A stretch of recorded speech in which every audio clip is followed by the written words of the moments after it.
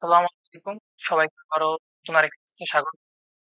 আমরা আজ আলোচনা করব অর্থনীতির প্রথম পত্র একাদশ শ্রেণীর উৎপাদন, ব্যয় ও আয় অধ্যায় নিয়ে। তো চলো প্রথমে আমরা উৎপাদন সম্পর্কে জানি। উৎপাদন।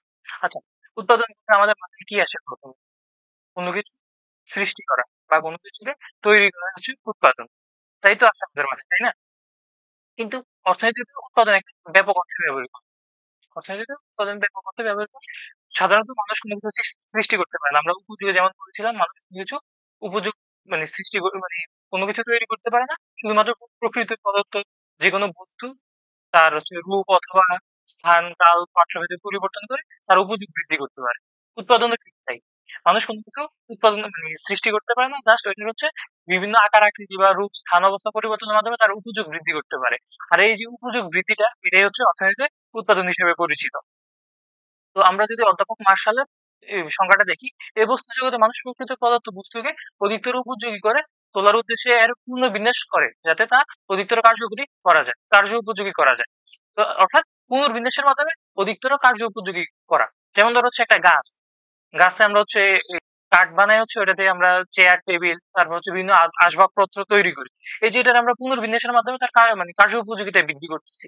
এটাই হচ্ছে উৎপাদন। আমরা কিন্তু সরাসরি গাছকে কাজে লাগাইতে পারতেছি না, ওটা হচ্ছে রূপান্তরের মাধ্যমে কাজে লাগানো হচ্ছে। তো অধ্যাপক প্রেসারের সংজ্ঞাটা যদি আমরা দেখি, যদি ভোগ বলতে উপযোগের ব্যবহার বোঝায় তাহলে উৎপাদন বলতে উপযোগের সৃষ্টিকে বোঝাবে। অর্থাৎ এই উৎপাদন আর উপযোগ হচ্ছে অলমোস্ট সেম। অর্থাৎ আমরা বলতে পারি যে উপযোগ সৃষ্টি হচ্ছে উৎপাদন। তো সামনে আমরা উৎপাদনের উপকরণ সম্পর্কে জানবো। উৎপাদনের উপকরণ, যেহেতু আছে তাইলে তো এটার উপকরণ অবশ্যই লাগবে। কারণ এমনিতে তো কিছু উৎপাদন হইতে পারে না। উৎপাদনের জন্য কিছু ইকুইপমেন্ট প্রয়োজন হয়। তো কোনো কিছু উৎপাদনের জন্য যেসব বস্তু বা সেবা কর্ম প্রয়োজন সেগুলোকে উৎপাদনের উপকরণ বলে। একদম স্টেট কথা। আমরা ধরো হচ্ছে কথার কথা হচ্ছে, যেমন একটু আগে এক্সাম্পল দিলাম আমরা, চেয়ার টেবিল উৎপাদন করব। চেয়ার টেবিল উৎপাদন করার জন্য আমাদের কাঠ প্রয়োজন। তো কাঠ হচ্ছে একটা উৎপাদনের উপকরণ। এমনই অর্থনীতিতে উৎপাদনের উপকরণগুলোকে কয়েকটি ভাগে ভাগ করা হয়।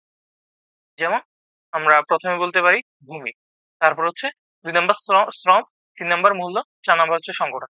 তো আমরা এখন এই ৪ টা উপাদানের বিস্তারিত জানব। প্রথমে আমরা জানবো ভূমি সম্পর্কে। সাধারণত আমরা ভূমি বলতে কি বুঝি? আমরা ভূমি বলতে পৃথিবীর উপরিভাগকেই তো বুঝি, তাই না? অর্থাৎ পৃথিবীর উপরিভাগে যা আছে, এ যে স্তরটা আছে ওইটাকে আমরা ভূমি হিসেবে চিহ্নিত করি। কিন্তু অর্থনীতিতে শুধু ওইটাই ভূমি না। অর্থনীতিতে ভূমি হচ্ছে ভূমির একটা স্পেসিফিক সংজ্ঞা আছে।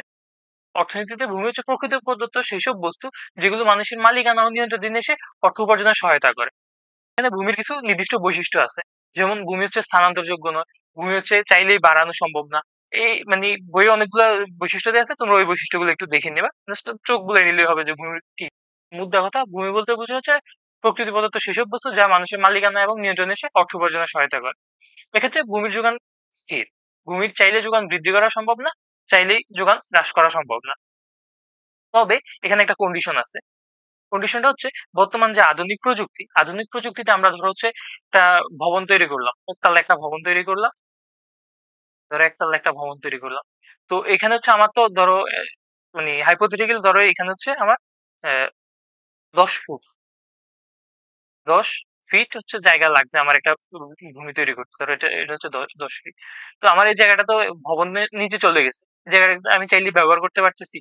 অবশ্যই না। আমরা এটা ব্যবহার করতে পারতেছি না। তো ধরো হচ্ছে আমি আধুনিক প্রযুক্তির কল্যাণে আমি এই ভবনটাকে ২ তলা করলাম। ধরো ২ তলা একটা ভবনে রূপান্তর করলাম। তাহলে কিন্তু আমার নিচে ১০ ফিট, যে ১০ ফিট আমার ভূমি তৈরিতে ব্যবহৃত হইছে, উপরে কিন্তু আমার ১০ ফিট হয়ে জায়গা আমি তৈরি করতে পারতেছি। এই জায়গায় কিন্তু আমরা চাইলে চাষাবাদ করতে পারবো। যেমন হচ্ছে আধুনিক কৃষিতে আমাদের অনেক ধরো হচ্ছে অনেক আধুনিক বিল্ডিং এ আমরা দেখতে পারি যে হচ্ছে উপরে চাষাবাদ হয় বা অনেকেই শখ করে ছাদে চাষাবাদ করে। তো দেখা গেছে এই বিল্ডিংটা যদি আমি ৩ তলা করি অথবা ৪ তলা করি, ৫ তলা করি, ৬ তলা করি, যদি আমি যতই বাড়াইতে থাকি ওটার ফ্লোর কিন্তু বাড়বে। অর্থাৎ আমার ভূমি কিন্তু বাড়তেছে। তো প্রযুক্তির কল্যাণে এটা ভূমির পরিমাণটা কিন্তু আমরা চাইলেই বাড়াইতে পারতেছি। তো সেটা হচ্ছে ডিফারেন্ট ইস্যু। কিন্তু ভূমির মানে মৌলিক যে কাঠামোটা ওইটা হচ্ছে মানে নির্দিষ্ট থাকবে। মৌলিক কাঠামোর কোনো পরিবর্তন হবে না। এখানে আমরা দেখতে পারতেছি যে একটা গ্রাফ, এটা হচ্ছে নিচে এটা হবে ভূমি, এটা ভূমি লিখা থাকবে, ভূমির যোগান হবে। এটা স্পেলিংটা ভুল আসছে। তো ভূমির যোগান স্থির। তো স্থির যোগানের কারণে যতই এটার চাহিদা বাড়বে এটা কিন্তু আস্তে আস্তে দাম বাড়তে থাকবে ভূমির। ভূমির চাহিদা যত বাড়বে এটার দাম বাড়তে থাকবে। তো দামের পরিবর্তন হলেও যোগানে তেমন একটা যোগানের পরিবর্তন সম্ভব না। এটি হচ্ছে মূলত ভূমি।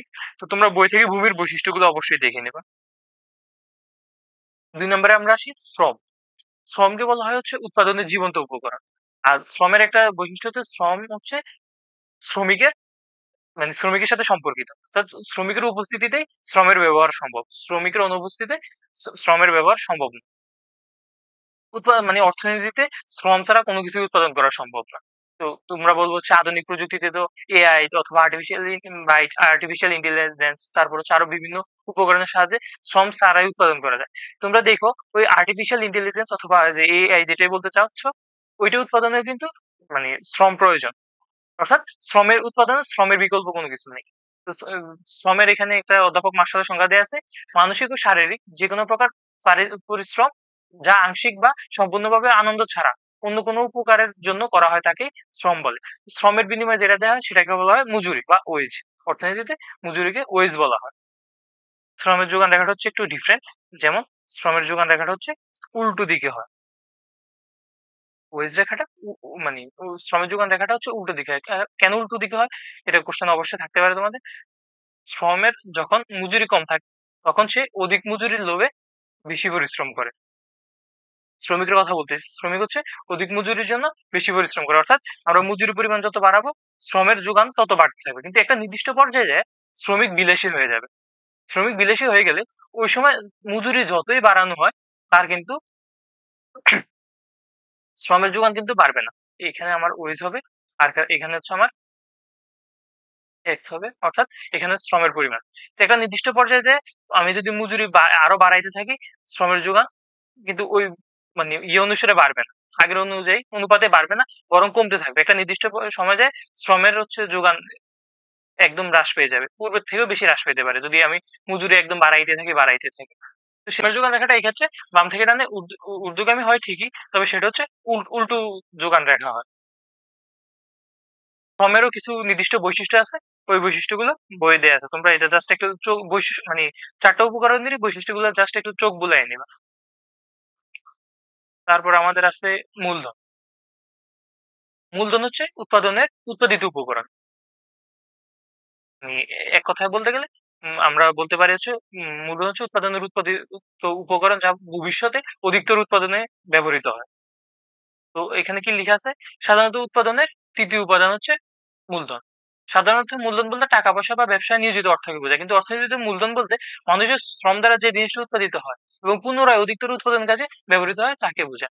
এই যে আমি মাত্র যেটা বললাম, শ্রম হচ্ছে উৎপাদিত উপকরণ যা ভবিষ্যতে অধিকতর উৎপাদনে ব্যবহৃত হয়। যেমন কৃষক বীজ উৎপাদন করলো যা পরবর্তী বছর অধিক উৎপাদন কাজে ব্যবহৃত হইতেছে। এটা হচ্ছে মূলধন। তো মূলধন বলতে আমরা সাধারণত এই টাকা পয়সা যেটা বুঝি, শুধু টাকা পয়সা না, অর্থনীতিতে উৎপাদনের উপাদান যেগুলো হচ্ছে অধিকতর উৎপাদনে ব্যবহৃত হয় ওইটাই হচ্ছে মূলধন। ৪ নাম্বার আছে সংগঠন। সংগঠন হচ্ছে উৎপাদনের যে আমরা ৩ টে উপকরণ পড়লাম, ভূমি, শ্রম, মূলধন, এগুলাকে হচ্ছে সমন্বয় করে ওই উৎপাদন কাজে নিয়োজিত করে। সেক্ষেত্রে সংগঠনের যে মালিক থাকে অর্থাৎ সংগঠক থাকে তার কিছু দায়িত্ব থাকে এবং সে হচ্ছে এই যে উৎপাদন কাজে নিয়োজিত করবে এটা সম্পূর্ণ রিস্ক বহন করে। অর্থাৎ সে এখানে যদি লস হয় তাহলে সে লসটা পুরোটা বহন করবে, যদি লাভ হয় তাহলে সে লাভটা পাবে। অর্থাৎ আমরা বলতে পারি যে উৎপাদনের অপর উপকরণ ভূমি, শ্রম এবং মূলধনের অনুপাতিক সংগ্রহ, সংযোজন ও নিয়োজনের মাধ্যমে কোনো নির্দিষ্ট লক্ষ্য অর্জনের যে সুনিপুণ প্রচেষ্টা তাকে সংগঠন বলে। যিনি এই দায়িত্ব পালন করেন তাকে সংগঠক বলে। যেমন সংগঠক হচ্ছে ঝুঁকি বহন করবে, ক্ষতি স্বীকার করতে প্রস্তুত থাকে, আবার মুনাফাও লাভ করে। অর্থাৎ সে ২ টাই দিকই ব্যালেন্স করে চলে। তার ৫ নাম্বার উপকরণ এটা হচ্ছে আমাদের ওই যে এডিশনাল আমি বললাম যে প্রযুক্তি। উৎপাদনের ৪ টা উপকরণকে নিয়োগের মাধ্যমে উৎপাদন সর্বোচ্চ করা সর্বনিম্ন ব্যয়ে সর্বোচ্চ উৎপাদনের যে কলা কৌশল ওইটাই হচ্ছে প্রযুক্তি। অর্থাৎ আমরা বলতে পারি যে উৎপাদন কাজে নিয়োজিত উপকরণগুলোকে আমরা এমনভাবে ব্যবহার করব, এমন একটা কৌশলে ব্যবহার করব যাতে আমার ব্যয় হচ্ছে সর্বনিম্ন হয়। কিন্তু উৎপাদন হবে আগের তুলনায় আরো বেশি। অর্থাৎ সর্বোচ্চ উৎপাদন হবে। আমি ম্যাক্সিমাম যতটুকু পুশ করতে পারি ওইটুকুই উৎপাদন হবে। ওইটা হচ্ছে আমার টেকনোলজি বা প্রযুক্তি। এগুলো উৎপাদনের ৪ টা উপকরণ। সামনে আমরা দেখব হচ্ছে উৎপাদন অপেক্ষ। উৎপাদন অপেক্ষ। এখানে একটা মজার বিষয় হচ্ছে আমরা তো আগেই পড়েছি, মানে অনেক চাহিদা অপেক্ষক, যোগান অপেক্ষক ওইগুলো পড়ছি। তো চাহিদা যেটার সাথে সম্পর্কিত ওইটার সাথে যে গাণিতিক সম্পর্ক বা কারিগরিক সম্পর্ক ওটা হচ্ছে চাহিদা আহ অপেক্ষক, আর যোগান অপেক্ষক হচ্ছে যোগান হচ্ছে দামের সাথে সম্পর্কিত। তো দামের সাথে যে বিষয় কারিগরিক সম্পর্ক এটা হচ্ছে যোগান অপেক্ষক। উৎপাদন অপেক্ষক হচ্ছে উৎপাদনের যে উপকরণগুলো আছে, আমরা আগে পড়লাম যে 4টা: ভূমি, ভূমি, শ্রম,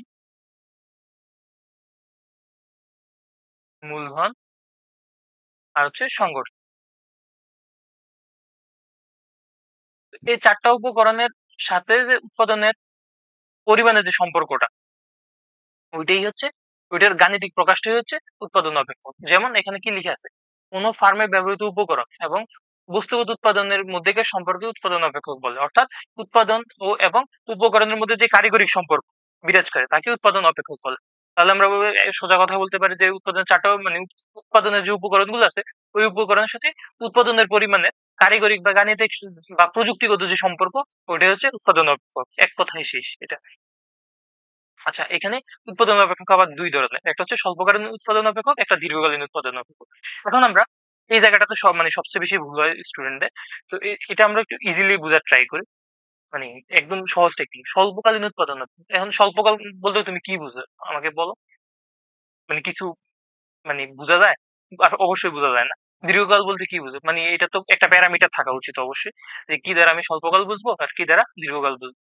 তো স্বল্পকাল হচ্ছে উৎপাদনের মানে একটা এমন একটা সময় যে সময় উৎপাদনের কমপক্ষে একটা উপকরণ স্থির থাকবে। আর বাকি উপকরণগুলো পরিবর্তন থাকবে। ওই সময়টাই হচ্ছে স্বল্পকাল। এটা ১ বছর হইতে পারে, ১০ বছর হইতে পারে। মানে একটা সার্টেন পিরিয়ড পর্যন্ত হবে স্বল্পকালটা। এমন একটা সময় যে সময় উৎপাদনের একটা উপকরণ স্থির থাকবে। তো আচ্ছা, আমরা ধরে হচ্ছে উৎপাদনের ক্ষেত্রে আমরা ধরো ২ টা উপকরণ দিয়ে, একটা হচ্ছে লেবার আরেকটা হচ্ছে ক্যাপিটাল। আমরা হয় ধরো একটা জমিতে আমরা ধান চাষ করব। হয় আমরা টেকনোলজি ক্যাপিটাল ইউজ করে আমরা উৎপাদন করব, না হলে লেবার ইনটেনসিভ অর্থাৎ শ্রমনিবিড় অথবা মূল্য নিবিড় উৎপাদন করব। তো নিবিড় যে সময় উৎপাদন করব ওই সময় যদি মূল্য নিবিড়টা স্থির থাকে, অর্থাৎ আমি ধরো এই জমিতে ১,০০০ টাকা ইনভেস্ট করব। হাইপোথেটিক্যালি ধরো যে মূলধন বলতে আমি টাকা টাকা দিয়ে বুঝাচ্ছি। মূলধন বলতে আরো অন্যান্য বিষয় হইতে পারে। ধরো হচ্ছে আমি ১,০০০ টাকা হচ্ছে ইনভেস্ট করব এই জমিতে। ১,০০০ টাকার বেশি ১ টাকাও আমি ইনভেস্ট করব না। অর্থাৎ আমার মূলধন হচ্ছে স্থির, কিন্তু শ্রম আমার পরিবর্তনশীল। এইটা যদি হয় তাহলে এটা হবে স্বল্পকালীন উৎপাদন অপেক্ষক। আর দীর্ঘকালে সবকিছুই পরিবর্তনশীল। অর্থাৎ ধরো হচ্ছে আমি মানে আরেকটা উদাহরণ দিতে পারি। ধরো একটা গার্মেন্টস এ ধরো ১০,০০০ হচ্ছে টি-শার্টের অর্ডার আসে। ১০,০০০ টি-শার্টের অর্ডার আসে।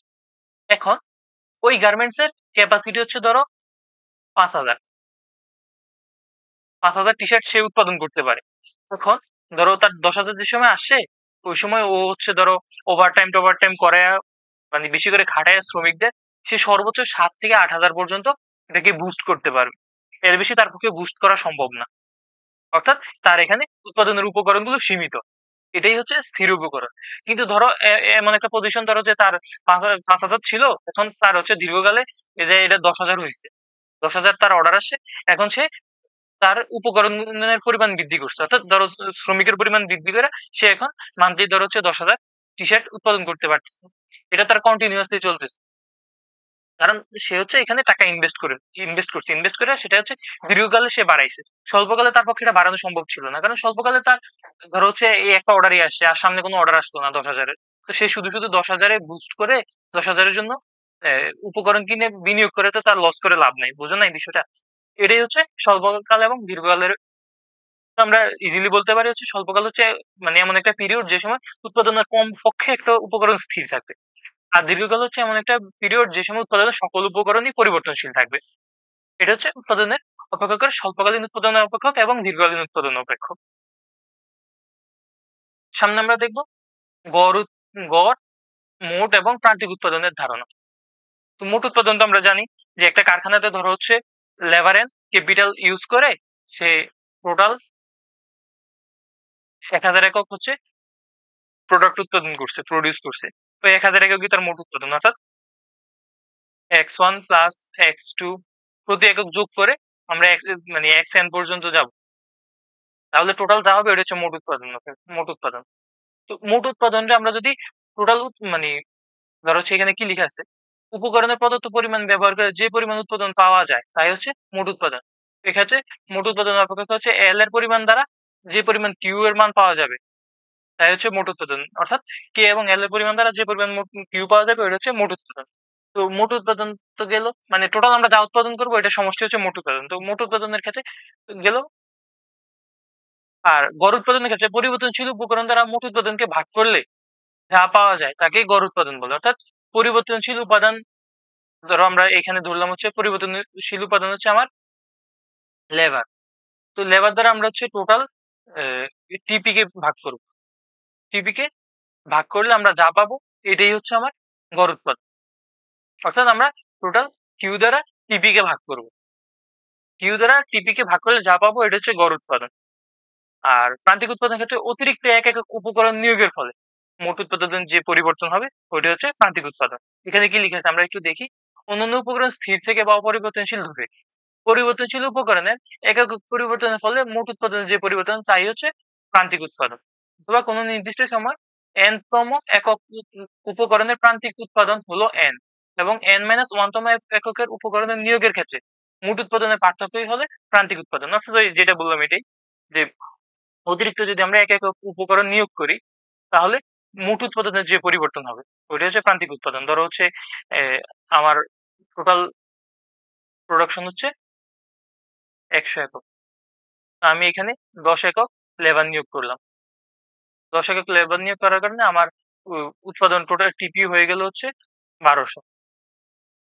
এটা এই যে পরিবর্তন 200, এটা হচ্ছে প্রান্তিক উৎপাদন। তো এটাকে আমরা লিখতে পারি ডেল টিপি বাই ডেল কিউ, অর্থাৎ ডিটি কিউ বাই টিপি। এটাই হচ্ছে এমপি নির্ণয়ের সূত্র। আর টিপি বাই কিউ হচ্ছে এটা এপি নির্ণয়ের সূত্র। তো এই ছিল আজকের ক্লাস। সামনের ক্লাস আসা পর্যন্ত অবশ্যই সবাই ভালো থাকবা, সুস্থ থাকবা। আল্লাহ হাফেজ।